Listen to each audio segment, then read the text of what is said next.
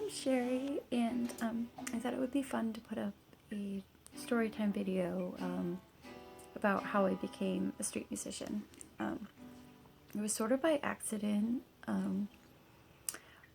I was storing my harp in a cafe, mainly because it's kind of the only place I had to really keep it, and the cafe was sort of owned by kind of hippie ownership, like not really solid on their bills. So I got a call that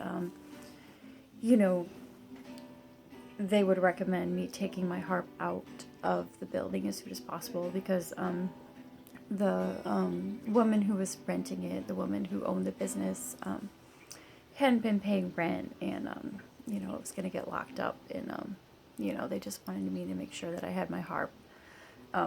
It was a full-size pedal harp, so not something I wanted to have not be able to locate. So I came and I got my harp, and what I did is I carried it to the end of the commons, where I was going to store it at another cafe, and it was a beautiful day. So I just decided that instead of storing it there right away, like I would practice outside, because I had been practicing for a couple hours a day, every day in the cafe. So I figured, why not? It was a beautiful day. So I set up my harp in the commons, and I just practiced, and of course a lot of people walked by, and just watched me play, and a few people asked me where my tip jar was, and I sort of explained to them that I wasn't looking for money, I was just practicing, which, looking back on it now, is kind of funny, because it was a full-size harp, and I was just playing it on the streets. But I had a cup of coffee, it was like about half full, and a few people just assumed that was my tip jar. They didn't ask if I had one. They just assumed that must be my tip jar, or they just wanted to give me something. I'm really not sure what the motive was, but a couple people put dollar bills in my coffee cup, and then pretty much after that, everyone just assumed that was the tip jar. So as I was playing, people just sort of, put money in my coffee cup.